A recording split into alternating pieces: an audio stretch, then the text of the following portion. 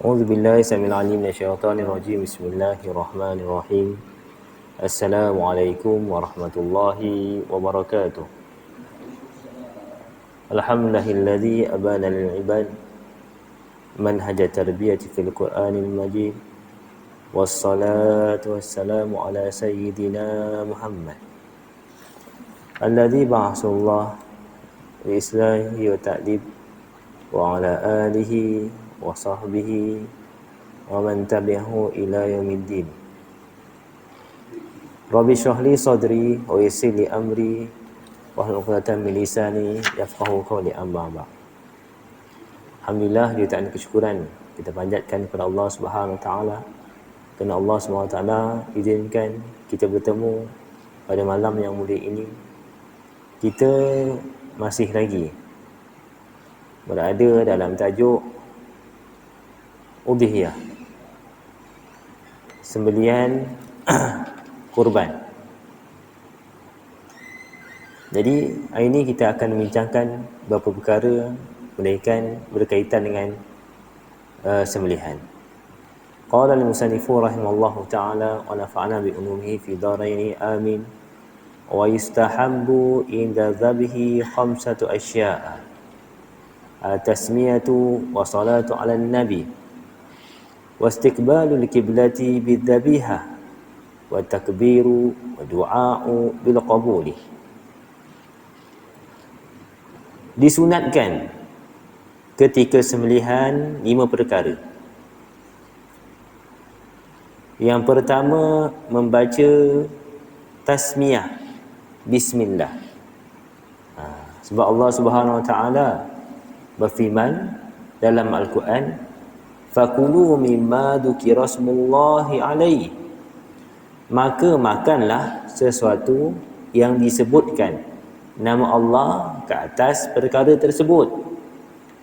Jadi dalil ini menunjukkan bahawa disyariatkan, digalakkan, disunatkan kita untuk membaca bismillah. Tapi kalau kita sembelih binatang, kita terlupa membaca bismillah, maka sembelihan itu halal. Sebab apa? Sebab Allah Subhanahu wa taala mengharuskan kita memakan sembelihan ahli kitab. Dan ahli kitab biasanya ketika sembelih tidak membaca bismillah. Jadi dalam Al-Quran tadi disebut bismillah. Tak salah kalau nak tambah bismillahirrahmanirrahim. Sebab kebiasaannya basmalah adalah ringkasan bagi bismillahirrahmanirrahim. Sebab apa kita sebut perkara ini? Sebab ada orang yang mengambil nas secara literal. Maksudnya bila fakulu mimma dzukira smullah, bismillah, tak boleh tambah. Tambah haram, tambah hukumnya bid'ah. Tidak sebegitu. Bismillah, bismillahirrahmanirrahim, tak menjadi masalah. Cuma Al-Quran dan hadis ada uslub-uslubnya. Ada usul ijaz, usul yang ringkas, tapi maknanya luas. Kadang-kadang disebutkan sikit kan, tapi yang dimaksudkan banyak. Maksudnya difahami bila baca bismillah tu adalah baca bismillahirrahmanirrahim. Okey. Sebab apa hukumnya sunat sebut bismillah? Sedangkan dalil tadi adalah arahan daripada Allah Subhanahu wa taala. Sebab ada sebuah hadis yang disebut dalam Sahih Bukhari dan Muslim. Ada satu kelompok manusia datang bertemu Rasulullah sallallahu alaihi wasallam. Maka mereka berkata, wahai Rasulullah, sesungguhnya ada satu kaum daripada Arab Badawi, Arab yang tinggal di kampung, datang berjumpa dengan kami membawa daging. Kami tak tahu adakah ketika dia sembelih binatang tersebut dia baca bismillah ataupun tidak. Maksudnya ada orang bawa daging, tak tahu masa sembelih baca bismillah ke tak baca bismillah. Maka Nabi kata apa? Samullaha ta'ala wa kulu. Kamu baca je bismillah, kemudian kamu makanlah. Ini menunjukkan bahawa membaca bismillahirrahmanirrahim tidak wajib. Hukumnya sunat. Wassalatu 'alan nabi. Yang kedua, disunatkan ketika sembelih membaca selawat ke atas Nabi Muhammad sallallahu alaihi wasallam. Dikiaskan sebab apa dikatakan sunat? Sebab al-Imam Asy-Syafi'i mengatakan sunat sebab dikiaskan dengan tempat-tempat yang lain, ibadah-ibadah lain disunatkan baca selawat. Jadi disebabkan itu maka oleh kerana kita sembelih, kita mengangkat nama Allah Subhanahu Wa Taala, maka biasanya kita akan angkat nama Allah dengan Nabi. Biasa digandingkan nama Allah dengan Nabi. Maka ketika itu disunatkan kita sembelih. Kita sembelih, selepas baca bismillah, kita membaca selawat di atas Nabi Muhammad sallallahu alaihi wasallam. Okey. Wastiqbalul qiblati bidzabihah. Dan disunatkan menghadapkan binatang tersebut ke arah kiblat. Bagaimana caranya? Lampung kiri. Jadi binatang tersebut dibaringkan lampung kiri dan dihadapkan ke kiblat ketika kita hendak sembelih binatang tersebut. Jadi apa hukumnya? Hukumnya sunat. Maksudnya kalau lembu tersebut terlampau buas, susah untuk kita tangani. Dia tak boleh kita, kalau setengah lembu ni kalau tak pernah kena tali kan, kalau kita pegang tak lepas. Maksudnya kalau kita dah jatuhkan, kita ikat dia mana? Maksudnya nak alih-alih tu susah. Jadi tak salah kalau kita sembelih kan, walaupun tak kisahlah lampung kanan ke lampung kiri, menghadap kiblat ke tak menghadap kiblat ke, hukumnya sah. Cuma untuk mendapatkan sunat kan, untuk mendapatkan pahala sunat, kita hadapkan ke arah kiblat.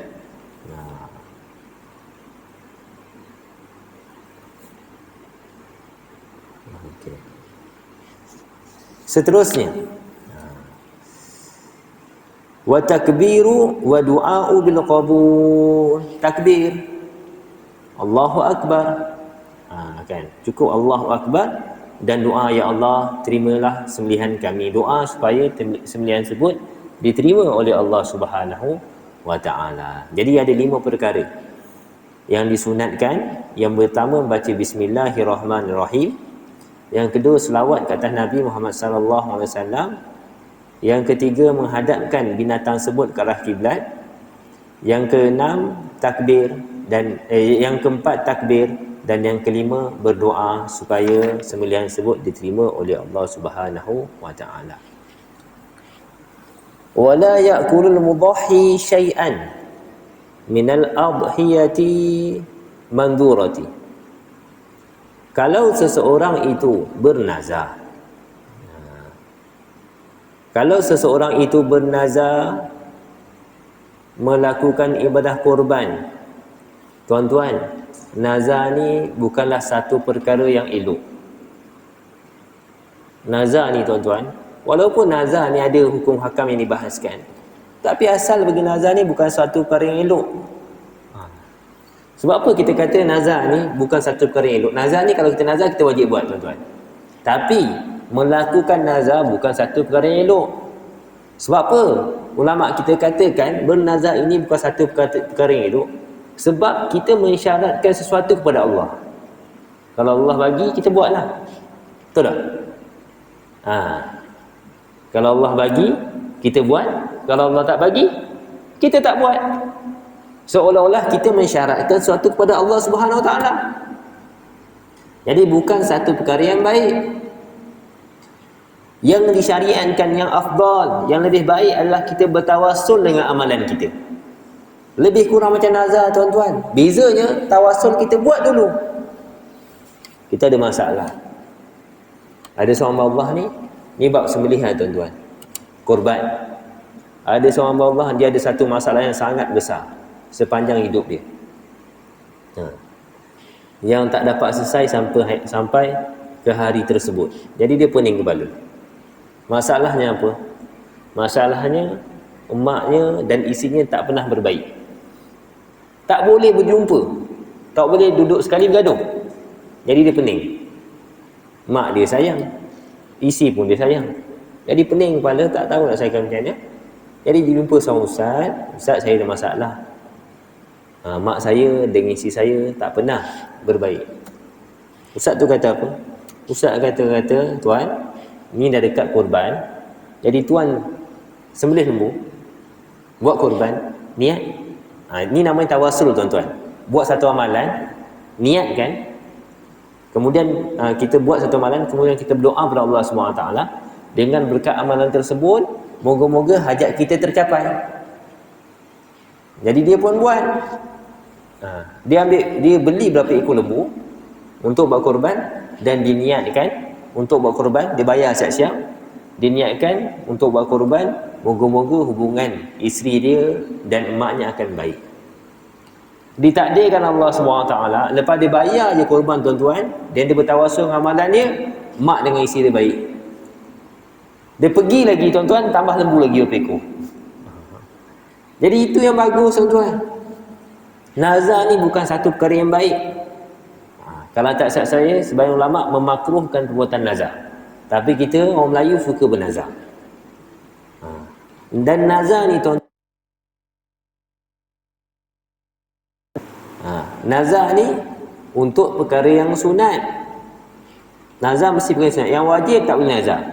Saya bernazar, kalau saya berjaya mendapatkan projek ni, saya akan solat 5 waktu cukup.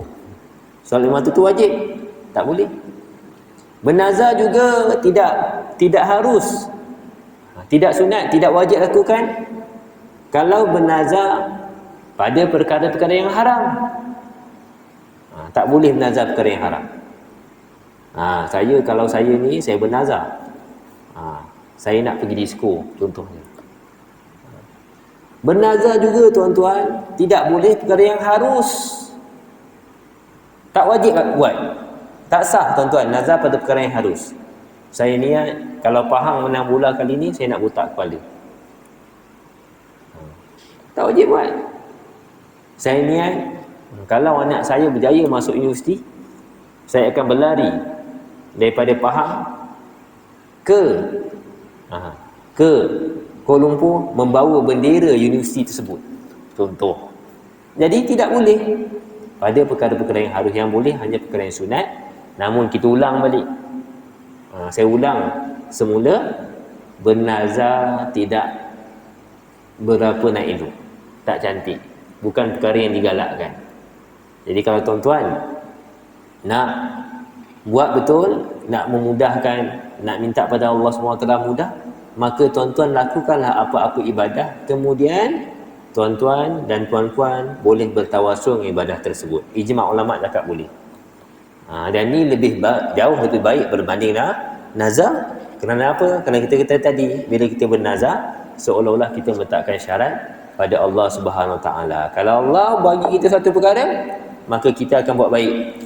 Kalau Allah tak bagi, kita takkan buat baik. Jadi begitu. Jadi orang yang bernazar tak boleh memakan binatang.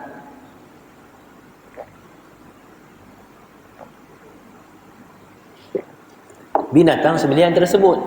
Bukan dia sahaja, bahkan tanggungannya pun tidak boleh makan. Isinya, anak-anaknya tidak boleh makan daging nazar tersebut. Okey, baik.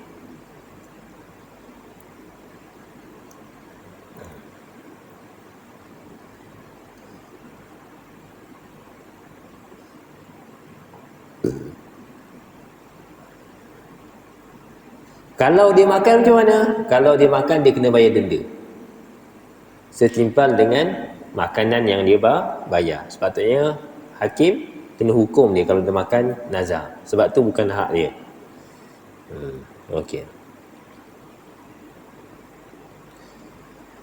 Wa ya'kulu minal mutatawwi'i biha.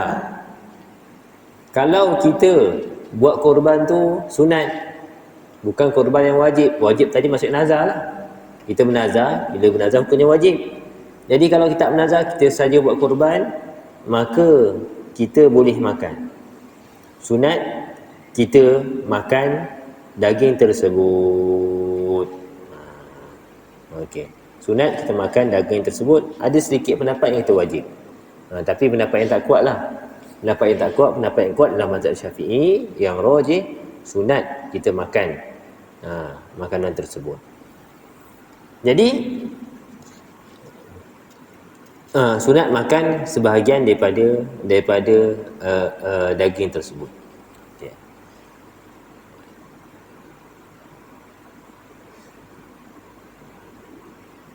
Jadi bagaimana sunat makan sedikit dan yang lain dihadiahkan, disedekahkan? Sebab begitulah yang dilakukan oleh Nabi Muhammad sallallahu alaihi wasallam. Bila Nabi melakukan korban, maka Nabi akan ambil sebahagian, biasanya organ-organ kan binatang korban tersebut Nabi ambil sikit, yang lain Nabi sedekahkan.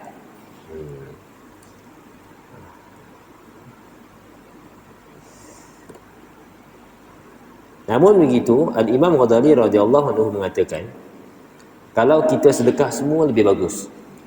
Itu pandangan Al-Imam Al-Ghazali radhiyallahu anhu. Jadi ada sebagian ulama mengatakan, ada sebagian ulama meletakkan pembahagian. Dia kata 1/3 kita ambil, 1/3 kita hadiahkan, 1/3 kita sedekahkan. Tuan-tuan, sebelum ni kita dah bincangkan apa perbezaan antara hadiah dan sedekah. Jadi kita ulang balik. Hadiah kita bagi orang sebab penghargaan. Orang senang. Ni kenapa bagi? Ni mak kita, saudara kita, jiran kita, dia bukan orang susah. Jadi kita bagi hadiah kepada mereka, 1/3 daripada sembelihan. 1/3 lagi sedekah. Sedekah kita bagi sebab kesian. Sedekah kita bagi sebab kesian. Jadi sedekah diberikan kepada orang fakir, miskin, serta orang-orang yang memerlukan, orang yang susah. Jadi itu namanya sedekah. Kita bagi orang tu sebab kesian, namanya sedekah. Sebab tu tak cantik. Kalau kita nak bagi sumbangan, nak bagi sesuatu hadiah, suatu barang kepada orang yang tinggi kedudukannya, sama ada tinggi kedudukannya dalam dunia, dia ada jawatan yang tinggi, atau tinggi kedudukannya di akhirat, dia seorang tok guru besar, kita bagi dah, ambil tok guru, ambil syekh, ni adalah sedekah. Tak kena, tuan-tuan. Sebab apa? Sebab sedekah ni atas dasar kesian. Sepatutnya kita kena bagi, kata yang kita ungkapkan adalah hadiah. Macam tu juga bila kita baca Yasin malam Jumaat, kan kita baca Al-Fatihah, kita sedekahkan kepada Nabi Muhammad sallallahu alaihi wasallam. Tuan-tuan, saya nak tanya tuan-tuan, Nabi terima sedekah ke tak? Nabi terima sedekah ke tak? Tak. Kenapa kita baca Al-Fatihah sedekahkan kepada Nabi? Patut kita baca Al-Fatihah hadiahkan kepada Nabi Muhammad sallallahu alaihi wasallam, penghargaan kepada Nabi. Sebab Nabi adalah punca kita dapat iman. Kalaulah tanpa Nabi, mungkin kita sekarang ni duduk dalam kejahilan. Jadi kita kata kita hadiahkan kepada Nabi Muhammad sallallahu alaihi wasallam. Kan? Macam tu juga kalau kita nak sumbang duit pada adik-adik kita, terutama lebih tua pada kita, jangan sesekali gunakan kata sedekah. Nah, ni apa? Hadiah. Ambil lah, tak apalah, apa ni? Hadiah. Itu lebih cantik, tuan-tuan ya. Lebih cantik sebab kita kata tadi sedekah sebab kesian. Jadi begitu. 1/3 untuk kita, 1/3 untuk hadiah, 1/3 untuk sedekah. Jadi begitu yang dianjurkan oleh ulama, sebahagian daripada ulama kita. Okey. Habis bab udhiyah. Sekarang kita masuk bab akikah.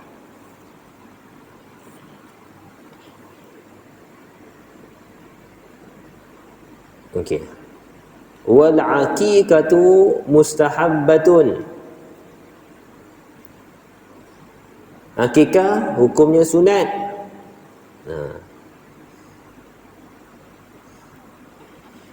Jadi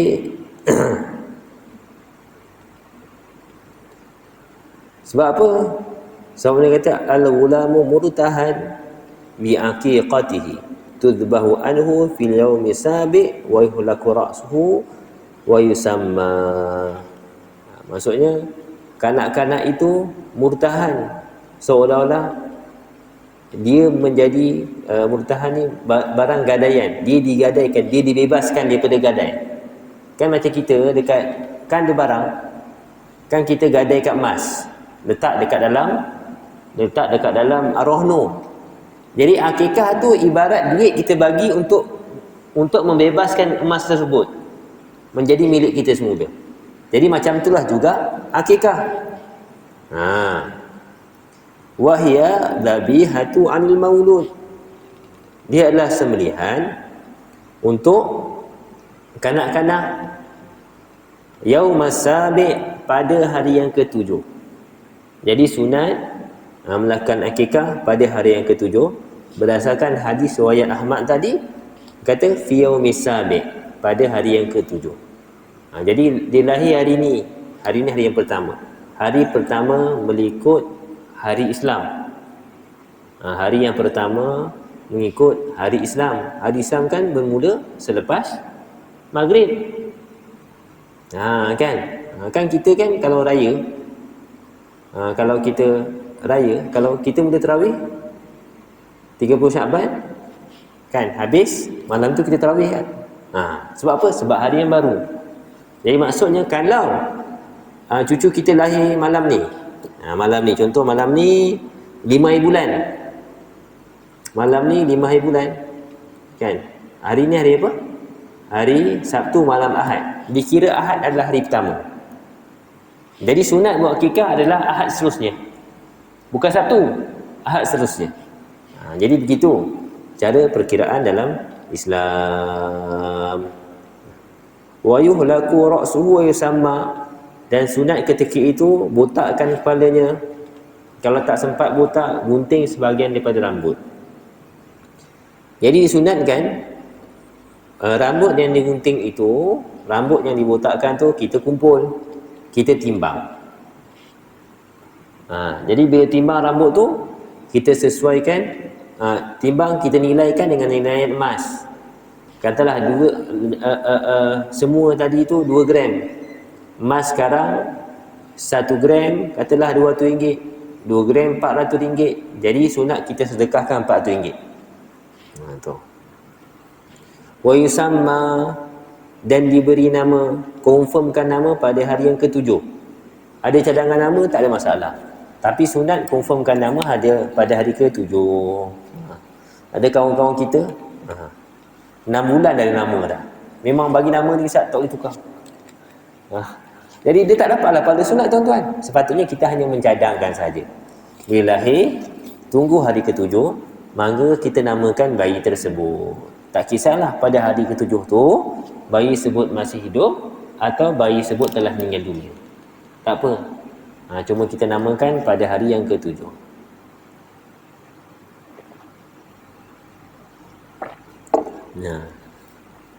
Wa yuzbahu 'anil ghulami syatani wa 'anil jariyati syatun. Disembelih untuk kanak-kanak lelaki 2 ekor kambing, dan untuk kanak-kanak perempuan 1 ekor kambing. Sebab apa? Sebab Nabi Muhammad sallallahu alaihi wasallam ada bersabda, "Anil ghulami syatani wa 'anil jariyati syatun." Sembelihan untuk kanak-kanak lelaki adalah 2 ekor kambing, dan sembelihan untuk kanak-kanak perempuan adalah 1 ekor kambing. Okay, baik. Tapi kalau kita tak mampu macam mana tuan-tuan? Kambing sangat mahal, betul tak? Tak tahu berapa, 1,000 ni. Yang okey sikit 1,000 lah. 1,000 tu okey, 1,000. Lahir anak lelaki 2,000. Dah lah, kawan ni baru berkahwin setahun, rumah pun baru sewa, nak kena keluar RM2,000. Berat tuan-tuan, berat. Tak mampu, Dia hanya ada 1,000. Boleh tak kita buat seekor kambing ni untuk kanak-kanak lelaki? Jadi tak ada masalah. Sunatnya 2. Kalau tak mampu boleh buat 1. Tak semestinya 2. Sama juga, biasanya kambing jantan ni mahal. Kambing jantan mahal. Kalau kambing betina 1,000, kambing jantan mungkin 1,200, 1,300. Mahal. Jadi tak salah kalau kita sembelih kambing betina. Kita orang tua jangan sensitif sangat tuan-tuan. Kadang-kadang anak-anak kita tak ada duit. Kita betul lah afdal jantan. Tapi kalau dah tak ada, benda tu sunat. Jangan kita kritik kan. Saya pernah sembelih anak pertama kambing betina. Jadi masa lapar tu nampak betina, Allah, habis saya kena. Apa ni kambing betina? Dah. Duit kita ada tu. Tak apalah tuan-tuan. Tak apa. Jadi hukumnya hanyalah sunat. Jadi tidak jadi masalah kalau kita nak apa, kita nak akikah. Kalau tak mampu 2 ekor kambing, 1 ekor kambing tidak mengapa, lebih bagus daripada kita tak buat apa-apa. Kalau tak mampu jantan, boleh yang betina, tidak menjadi masalah. Okey. Jadi 1 bahagian kambing, kan, kalau lembu 1 ekor kambing, 2 ekor, 1 ekor untuk lelaki, 1 ekor untuk perempuan, dan lelaki 2 ekor. Kalau nak sembelihan tu, akikah tu nak gunakan lembu, maka lelaki 2 bahagian, perempuan 1 bahagian. Sama macam korban tuan-tuan, memanglah 1 bahagian je. Tapi boleh tak nak buat 1 ekor lembu akikah untuk anak? Boleh, tak jadi masalah. Tak jadi masalah. Dan macam yang kita ulang banyak kali, korban, sembelihan biasa, akikah boleh bergabung pada 1 ekor lembu. Ada seorang dia jual daging. Sebab kita nak cari-cari, tengok kambing mahal sangat. Lembu sekarang 1 ekor apa tuan-tuan? 5,000 ada? 3,000? Murah lembu. Itu yang lepas-lepas lah. Yang lepas lah kan. Maksudnya taklah besar sangat. 3,000. Maksudnya katalah susah 3,600 lah.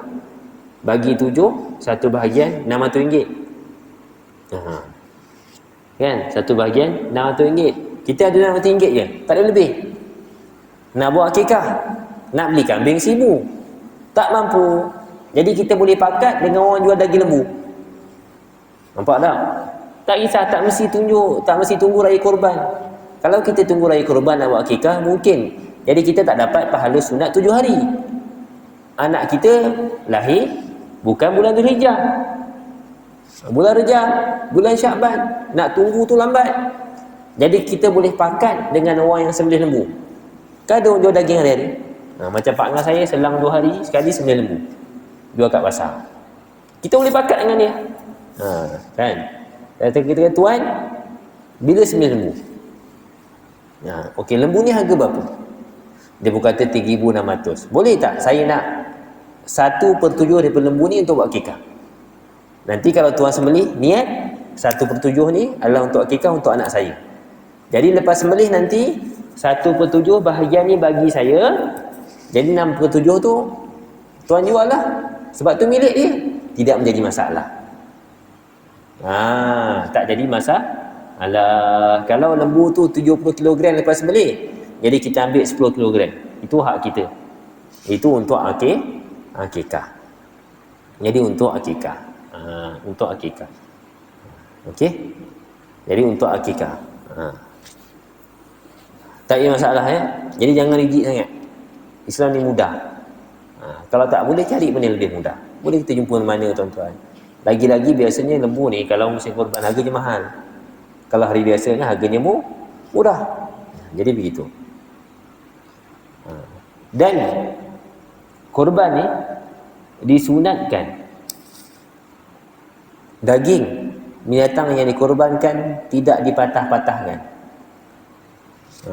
Tidak dipatah-patahkan. Sebab dia ibarat macam kita punya ni kan. Kalau boleh kita hanya potong sendi-sendi sahaja. Maksudnya masak besar. Kalau kambing tu masak besar. Kalau terpaksa potong, minimalkan potongan. Sunatnya begitu. Kan? Kalau terpaksa potong kat tulang, minimalkan potongan, jangan terlampau banyak potong. Yang elok, kita hanya putuskan sendi-sendi daging tersebut. Jadi yang cantik kalau buat kambing panggang lah. Tapi kambing panggang ni susah tuan-tuan. Sebab apa, kambing panggang ni biasa kita ambil kambing muda-muda. Kalau biri tak apalah, setahun mungkin lembut lagi kan. Kalau kambing kampung 2 tahun, tuan-tuan 2 tahun bakar. Kalau kita tak letak sesuatu untuk lembutkan, jadi daging tersebut mungkin keras sikit. Jadi begitu. Dan disunatkan untuk akikah disunatkan kita hidangkan, berikan daging yang sudah dimasak. Berbeza dengan korban. Korban tadi disunatkan kita bagi pada daging yang mentah. Kita kata daging korban tidak boleh dijual bagi orang yang korbankan. Katalah kita ada seorang yang sangat miskin, dia ni pendapatannya RM10 sehari. Jadi bila kita korban, kita bagi dia daging tuan-tuan. Kita bagi pada dia daging. Semua orang bagi. Jadi daging kat rumah dia ada 100 kilo. Saya nak tanya tuan-tuan, dia boleh tak jual daging korban tu? Dia boleh jual. Sebab apa? Yang tak boleh jual kita. Yang tak boleh jual kita. Bila jadi milik dia, tak ada masalah. Dia nak makan ataupun nak jual. Jadi sunat kita bagi daging dalam bentuk daging yang belum dimasak. Kalau nak masak pun tak ada masalah tuan, kita cerita pasal sunat je. Ada orang buat korban, dia kata tak apalah, bahagian saya tu saya nak masak. Tak ada masalah. Sunat je. Akikah sunat dimasak. Jadi masak ni sunat masakannya masakan yang manis. Jadi sebenarnya tak sesuai kalau akikah ni kita buat masakan yang pedas. Kita buat daging masak sambal, contoh pedas. Atau kari tu kari yang pedas. Jadi hilang perkara yang sunat. Sebab apa? Moga-moga dengan yang manis-manis maka anak kita pun jadi manis. Itulah mak kita kata moga-moga kita masak dengan masakan yang manis, maka anak kita pun akan dapat perkara yang manis-manis, kan?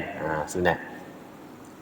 Jadi ada satu masakan, kambing kalau manis sikit sedap, tak manis sangat tuan-tuan, kuzi. Kalau tuan-tuan pernah dengar kuzi, kuzi dia sedap sikit ya. Jadi dia tak pedas, dia manis, memang sesuai untuk akikah. Okey.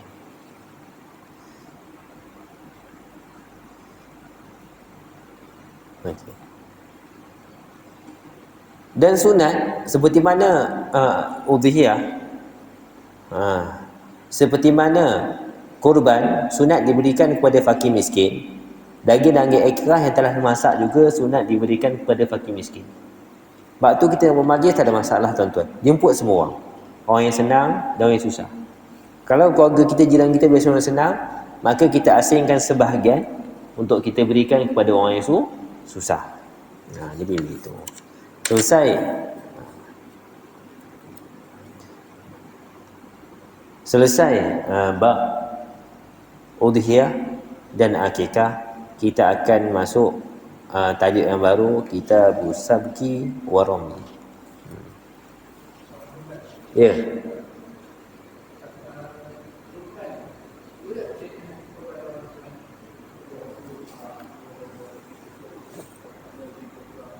Yang telah meninggal dunia. Boleh tak kita nak niat kurban, kan? Boleh tak, sunat tak kita buat kurban untuk orang yang telah meninggal dunia? Jadi pendapat yang paling kuat dalam mazhab Syafi'i, kita disunatkan buat kurban untuk orang yang telah meninggal dunia seandainya dia pernah wasiatkan ketika mana dia hidup. Nanti buat kurban untuk ayah ya, contoh. Jadi sunat. Kalau dia kalau dia tak wasiatkan, maka pendapat yang paling kuat dalam mazhab Syafi'i tidak disunatkan kita buat kurban untuk dia. Jadi begitu ya, boleh ya. Jadi itu pendapat paling utama. Cuma adalah pandangan-pandangan lain. Kita kata pandangan kuat begitu. Pandangan kuat dalam mazhab Syafi'i, kalau masa dia hidup diwasiatkan nak tolong buatkan korban untuk dia, maka sunat kita buat.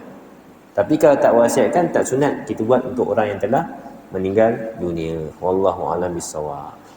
Boleh? Okey.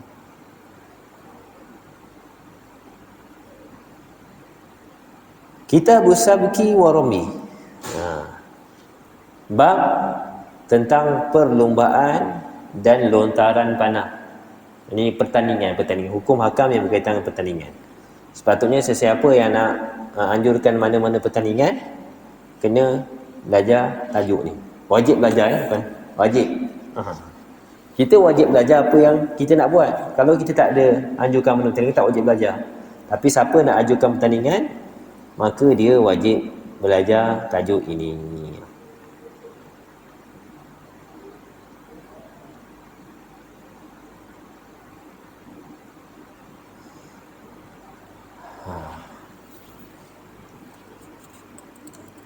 Okey. Wa tasihul musabaqatu 'ala ad-dawabi wal munadalatu bis-sihami idza kanatil masafatu ma'lumah wa sifatul munadalati ma'lumah. Sah, boleh musabaqah, kita buat pertandingan. Binatang berlumba, tak ada masalah. Nak lumba kuda, tak jadi masalah. Yang jadi masalah adalah pertaruhan ketika mana lumba. Wal munadalatu bisihami, dan pertandingan memanah. Kan kita buat pertandingan masjid, menganjurkan pertandingan memanah. Maka tidak menjadi masalah. Sah. Kalau masafah maklumah, maksudnya kalau lumba kuda tu tahu jarak tu tertentu, kalau memanah tu tahu bentuk-bentuknya, tahu syarat-syaratnya tertentu. Okey. Wa yukhrijul iwadu ahadul mutasabiqaini hatta idza sabaqa istaraddahu wa in subiqa akhadahu sahibuhu fa in akhrajahu ma'an lam yajuz illa an yudhila muhallilan bainahuma in sabaqa adahu wa in subiqa lam yaghram. Ini jaga tuan-tuan. Dan boleh ditawarkan wang kemenangan salah seorang daripada peserta. Kita berlumba berdua. Lumba. Naik kuda. Belajar kuda, berlumba. Kita kata kalau awak boleh kalahkan saya bagi 1,000. Boleh ke tak boleh? Boleh. Kalau salah seorang yang tawarkan. Nampak tak? Saya tawarkan. Member ni tawar tak? Member ni tak tawar. Maksudnya kalau dia kalah, dia tak kena apa-apa. Kalau dia menang, dia dapat RM1,000.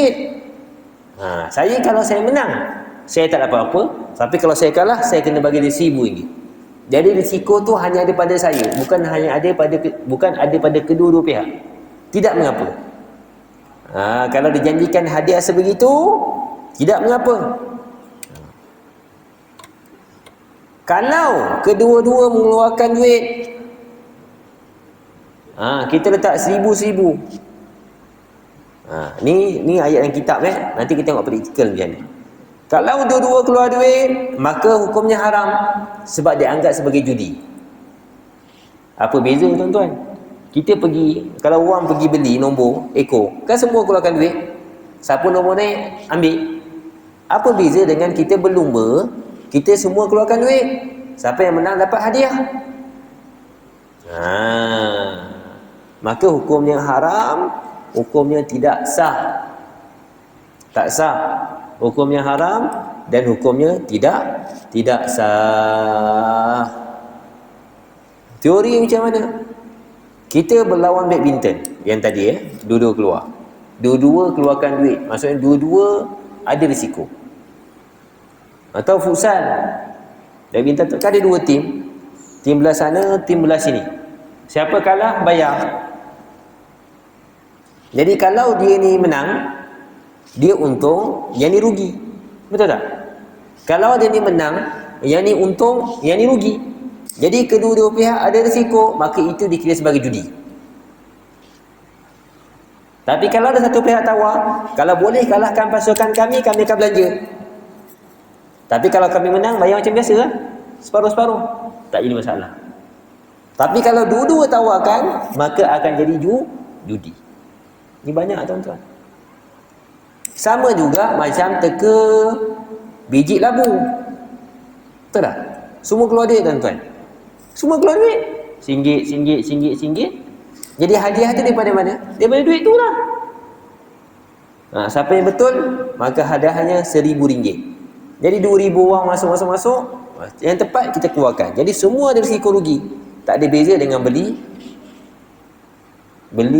sport toto tuan-tuan. Judi tu, beli kertas sport toto tak ada beza tuan-tuan. Hukumnya sama. Judi. Macam tu juga kalau kita adakan pertandingan memancing. Setiap orang bayar yuran. Hadiah diberikan daripada yuran tersebut. Mancing RM200,000. Saya cerita tuan-tuan sebab saya suka mancing. Kawan-kawan yang mancing ni biasa ajak kita masuk pertandingan lah, apalah, itulah. Masuk, kalau menang banyak ni, yuran RM50 je. Kalau menang dapat RM10,000 contoh. Jadi itu dianggap sebagai judi. Sebab apa? Sebab semua ada risiko. Cuma dalam ni macam tu juga kalau kita ada pertandingan bola sepak. Setiap pasukan kita ambil yuran.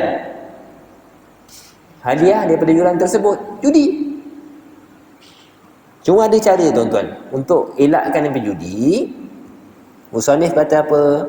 Illa ayyudkhila muhallilan bainahuma, melainkan kalau kita masukkan muhallil yang menghalalkan antara keduanya tu. Kalau dia pergi, kalau dia menang, dia ambil. Kalau dia tak menang, dia tak kena apa-apa. Maksudnya macam ni. Kalau dalam tandingan tu ada 1,000 orang, semua keluar duit. Betul tak? Kita masukkan seorang yang dia tak payah bayar yuran. Yelah tak? Kita masukkan dia, ada 1,000 pemancing. Kita tambah seorang pemancing yang tak bayar yuran. Tapi pemancing ni, kalau dia menang pun dia dapat. Kalau dia kalah, dia tak kena apa-apa. Jadi ada orang yang tidak ada risiko. Semua bayar, tapi dia tak bayar. Maka ketika itu tidak menjadi judi. Sebab apa? Sebab ada orang yang tidak menanggung risiko. Contoh jelas. Jadi katalah masjid nak buat pertandingan. Kan? Kita nak buat pertandingan badminton atau pingpong antara jemaah masjid. Semua bayar yuran. Jadi kita jemput seorang, dia tak payah bayar yuran. Yuran RM5, dia tak payah bayar. Jadi kalau dia menang pun dia layak dapat hadiah. Jadi kalau begitu, maka tidak menjadi masalah, hukumnya halal. Ni kita kena jaga tuan-tuan. Kita marah sangat judi. Dalam masa yang sama, kita pun berjudi. Kita pun menganjurkan program-program yang ada judi. Jadi ini masalah. Sebab apa? Sebab sesuatu hukum tidak dibina di atas nama. Nampak tak? Pertandingan bola sepak. Kan? Pertandingan bola sepak. Oh halal. Bukan main judi pun bola sepak. Tak, dia tak anggap tu. Dia anggap cara kita bagi hadiah tu macam mana caranya. Kan? Jadi kita hukum ni tidak dilihat pada musammah, pada tasmiat, apa yang namakan. Jadi kalau ciri-ciri judi ada, maka hukumnya dianggap sebagai judi. Jadi itu sahaja untuk hari ini. InsyaAllah kita bertemu di lain hari. Aqulu qawli hadza wa astaghfirullah li wa lakum. Assalamualaikum warahmatullahi wabarakatuh.